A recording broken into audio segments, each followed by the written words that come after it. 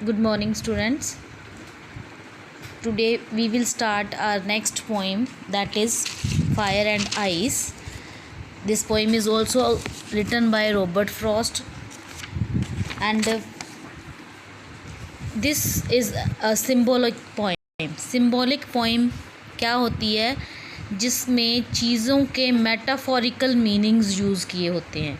Metaphorical meanings क्या होते हैं, जैसे जो लिटरल हैं उनके मीनिंग वो ना यूज़ करके उनको किसी और चीज़ के लिए सिंबल के तौर पे यूज़ किया जाता है। In this poem fire symbolises desire, passion, wants. ठीक है, मीन्स हमारी इच्छाएं जो होती हैं, ज़्यादा से ज़्यादा प्राप्त करने की जो हमारी इच्छा होती है, that is described as fire. And ice is a feeling of hatred, नफ़रत की भावना। So in this poem but the poet wants to say that there are people कौन से people, we can say that all the scientists also, they also believe that this world would perish or destroy in two manners. One is with fire and the other one is with ice. जैसे हमें पता ही है, हम पढ़ते हैं global warming, हमने पढ़ा है कि या तो जो वर्ल्ड जो है इतनी ग्लोबल वार्मिंग हो जाएगी कि पूरी दुनिया जो है वो उस फायर, उस गर्मी की वजह से डिस्ट्रॉय हो जाएगी। और दूसरा आइडिया ये है कि ग्लेशियर्स पिघल रहे हैं, आइस मेल्ट हो रही है, जिससे हमारी दुनिया जो है वो नष्ट हो सकती है। तो इस जो विचार को, this thought of scientist has been taken as a symbol to describe the hatred and desire of people towards each other that is enough to destroy this world. So before starting this stanza 1, I would like to tell you the meanings of the words. In stanza 1 there is desire, favor. So desire, I have already told you that it is a feeling of having something more and more. And favor means it is an approval or sport. So some say the world will end in fire, some say in ice. From what I have tasted of desire, I hold with those who favor fire. तो इसमें poet क्या कहता है कि सम से, कुछ लोगों का मानना है कि ये दुनिया, this world will and in fire, and the other people say that it would and in ice.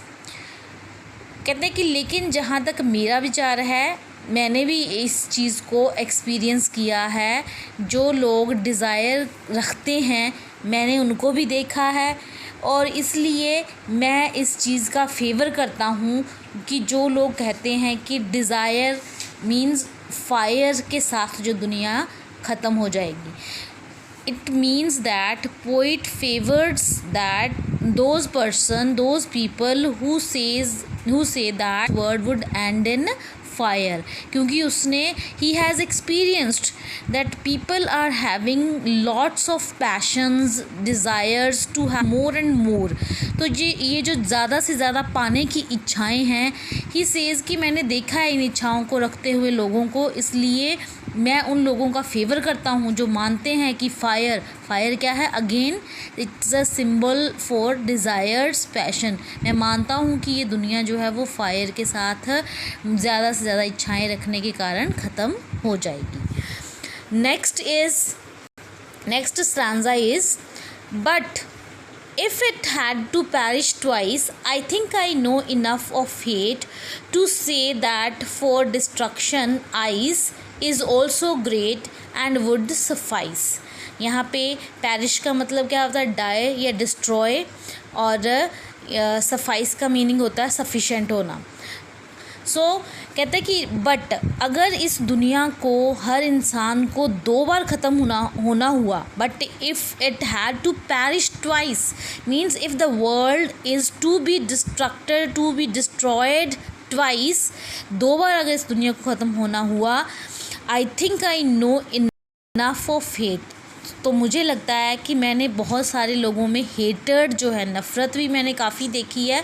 सो ये कहना गलत नहीं होगा कि आइस मीन्स नफ़रत जो है वो भी काफ़ी ग्रेट रोल प्ले कर सकती है इस दुनिया को ख़त्म करने में। वो भी सफाइस मीन्स सफिशेंट साबित हो सकती है। In this stanza the poet says that if the word is to be perished, destroyed two times means two times. If the word is to be destructed two times, I have experienced a lot of hatred among people.